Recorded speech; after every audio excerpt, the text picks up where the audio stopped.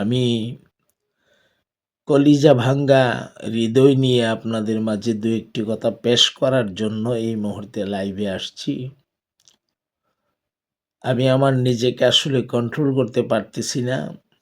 আপনারা জানেন আমি মুরুব্বি ভক্ত। আমার জীবনে আমি মুরুব্বিদেরকে অনেক ফলো করেছি। অনেক বড় বড় বুজুর্গানে দিনের সহবত উঠাইছি। মনটাকে কোনোভাবে আমি সান্ত্বনা দিতে পারতেছি না। তো একটা কথা আছে, আল্লাহ পাকের ফায়সালার সাথে একমত হয়ে যাওয়া এটাই মুমিনের লক্ষণ। হয়তো আল্লাহ পাকের ফায়সালা ছিল এটা। আল্লাহ তাআলা আল্লাহর বুজুর্গকে একটা পরীক্ষার সম্মুখীন করবেন। আমি বলছি ঐতিহ্যবাহী দ্বীনি বিদ্যাপীঠ আমাদের ব্রাহ্মণবাড়িয়ার জামিয়া ইউনুসিয়া মাদ্রাসার সুনামধন্য প্রিন্সিপাল হযরত মাওলানা মুফতি মুবারকুল্লাহ সাহেব দামাত বারাকাতুহুমের বিষয়ে আমি হুজুরের অ্যাক্সিডেন্টের খবর শুনেছি। আমি তখন ছিলাম ঢাকা। আসার পথে রাস্তায় খবরটা শুনেছি এবং ফেসবুকে দেখেছি। বিশেষ করে হুজুরের দুইটা পা যেভাবে পেন্ডুলির দিক থেকে অর্থাৎ হাঁটুর নিচে একসাথে দুইটা পা যেভাবে ভেঙে গেছে, আমি এক্স-রের যে রিপোর্টটা দেখেছি, পায়ের দুইটা হাড় একদম আলাদা হয়ে গেছে।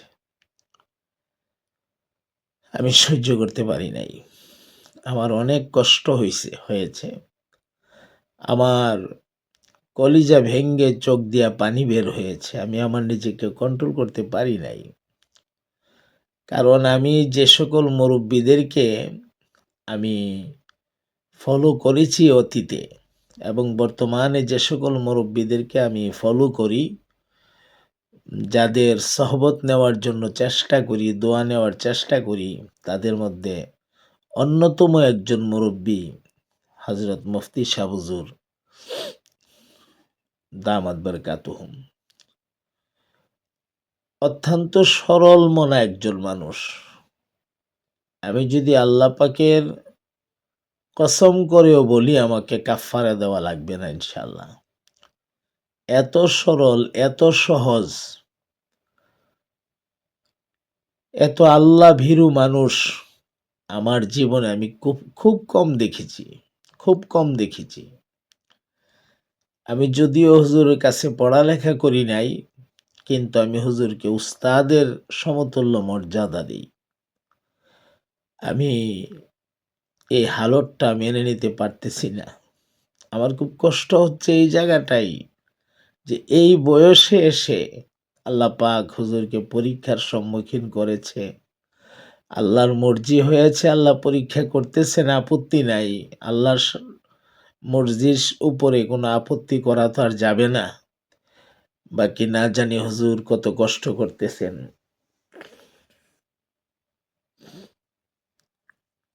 দুইটা পা একসঙ্গে ভেঙে গেছে।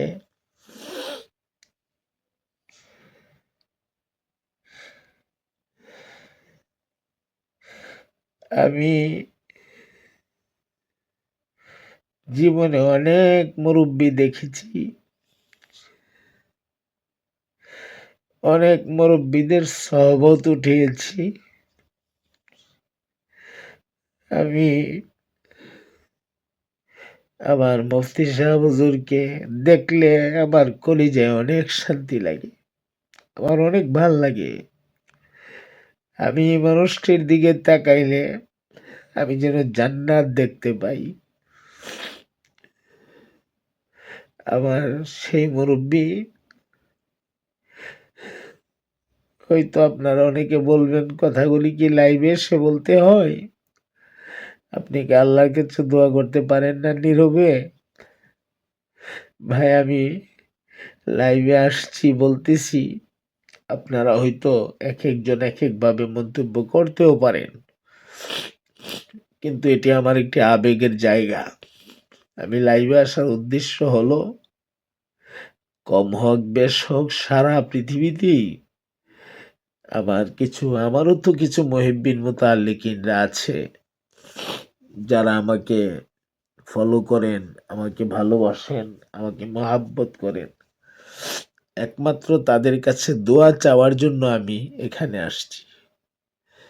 আপনারা কে কিভাবে নিবেন সেটা আমার বিষয় না। আমার বিষয় হচ্ছে আমি আমার সেই কলিজার টুকরা স মুফতি মোবারকুল্লাহ সাহ হুজুরের জন্য আমি দোয়া চাইতেছি।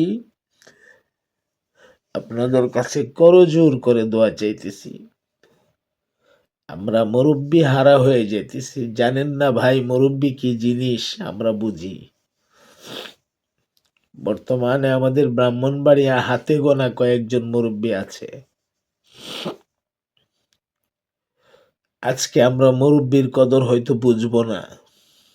আমরা অনেক বুঝি, আমরা অনেক বুঝি, কিন্তু মুরব্বির চাইতে আমরা বেশি বুঝি না। মুরব্বির চাইতে আমরা বেশি বুঝি না। মুরব্বি এটা আল্লাহ পাকের নিয়ামত। মুরব্বিদের তরফ থেকে অনেক সময় এমন ফায়সালা আসে যে ফায়সালাটা আমার মনে হয় আল্লাহ তাআলার তরফ থেকে ফায়সালাটা মুরব্বিদের জেহেনে আল্লাহ তাআলা ঢাইলা দেন। অনেক বড় বড় সমস্যার সমাধান মুরব্বিদের মাধ্যমে হয়ে যায়। আমি ব্রাহ্মণবাড়িয়া সহ সারা বাংলাদেশে এবং বহির্বিশ্বে যারা আমাকে ফলো করেন, আমার বয়ান শোনেন, আমাকে ভালোবাসেন, আপনাদের সকলের কাছে আমি উদাত্ত আহ্বান জানাবো। আপনারা প্লিজ হুজুরের সুস্থতার জন্য দোয়া করবেন। আল্লাহ তাআলা যেন হযরত মুফতি সাহেব হুজুরকে অতি দ্রুত সুস্থ করে আমাদের মাঝে ফিরাইয়া দেন। এই বয়সে না জানি তিনি কত কষ্ট করতেছেন। আমার নিজের ডায়াবেটিস আমি জানি। একটু জায়গা কাইটা গেলে, আঘাত পাইলে অনেক কষ্ট করতে হয়। এটি ভালো হতে অনেক দেরি হয়। তিনিও ডায়াবেটিসের মানুষ। এত বড় আঘাত না জানি কত কষ্ট করে তিনি সহ্য করে নিতেছেন। আল্লাহ তাআলা হুজুরকে সহ্য করার মতো তৌফিক দান করেন। আপনাদের সকলের কাছে আমি জোড়হাত করে আবারও দোয়া চাই।